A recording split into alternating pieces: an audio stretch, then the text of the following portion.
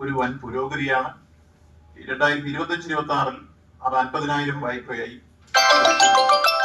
ഇതിന്റെ ഫലം 1,00,000-ലധികം തൊഴിലവസരങ്ങൾ സൃഷ്ടിക്കാൻ കഴിയുന്നു എന്നുള്ളതാണ് ഈ കാലഘട്ടത്തിലെ ബാങ്കിന്റെ പ്രവർത്തനത്തിലെ മറ്റൊരു പുരോഗതിയുടെ അടിസ്ഥാനത്തിൽ. അപ്പോൾ MSE ഈ വായ്പകൾ നല്ല രൂപത്തിൽ നമുക്ക് കൊടുക്കാൻ കഴിയുന്ന രൂപത്തിലേക്ക് വന്നു കഴിഞ്ഞിരിക്കുന്നു. പൊതുവിൽ ഫാർമേഴ്സ് പ്രൊഡ്യൂസേഴ്സ് ഓർഗനൈസേഷൻ രൂപീകരിക്കാൻ നബാർഡിന്റെ സഹായത്തോടു കൂടി നേരത്തെ തീരുമാനമെടുത്തു. ഇപ്പോൾ 100 കർഷക ഉത്പാദക സംഘങ്ങൾ രൂപീകരിക്കുന്നതിനായി 10 കോടി രൂപ അതിനുവേണ്ടി തന്നെ പ്രത്യേകിച്ച് മാറ്റിവെക്കുകയും ചെയ്തു. അപ്പോൾ അത് അടുത്ത സാമ്പത്തിക വർഷത്തേക്ക് 200 കർഷക ഉത്പാദക സംഘങ്ങളായി ഉയർത്താനുള്ള പരിപാടി കേരള ബാങ്ക് ആലോചിച്ചു. അതോടൊപ്പം തന്നെ വാക്സികളെ, പ്രൈമറി അഗ്രികൾച്ചർ ക്രെഡിറ്റ് സൊസൈറ്റികളെ ബഹുമുഖ സേവന കേന്ദ്രങ്ങളാക്കുന്നതിന്റെ ഭാഗമായി അതിന് പ്രത്യേകമായ പദ്ധതികൾ തയ്യാറാക്കിയിട്ടുണ്ട്.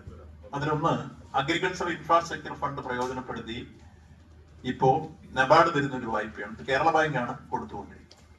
4% പലിശ നിരക്കിൽ 2 കോടി രൂപ 7 വർഷത്തെ കാലത്തേക്ക് കൊടുക്കും. ആദ്യത്തെ വർഷം തിരിച്ചടവിൽ.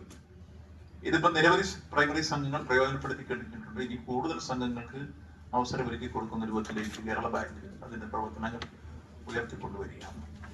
നല്ല നിലയിൽ അത് പശ്ചാത്തല സൗകര്യം ഒരുക്കുന്നതിന്റെ ഭാഗമായി കൂടുതൽ ഗോഡൌണുകൾ സ്ഥിരീകരിച്ചുണ്ടാക്കി നമുക്ക് ക്രെഡിറ്റ് രംഗത്ത് അവരുടെ ബിസിനസ് നടക്കുന്നതോടൊപ്പം തന്നെ കാർഷിക മേഖലയിൽ ഇടപെട്ട് വാല്യൂ ആഡഡ് പ്രോഡക്റ്റുകൾ ഉത്പാദിപ്പിച്ച് ശീതീകരിച്ച ഗോഡൌണിൽ അവർക്ക് സംഭരിക്കാനും സംസ്കരിക്കാനും വിപണനം നടത്താനുള്ള സൗകര്യങ്ങൾ ഒരുക്കുന്ന പശ്ചാത്തല സൗകര്യങ്ങളാണ് അഗ്രികൾച്ചർ ഇൻഫ്രാസ്ട്രക്ചർ ഫണ്ട് പ്രയോജനപ്പെടുത്തി ഇപ്പോൾ നടപ്പാക്കിക്കൊണ്ടിരിക്കുന്നത്.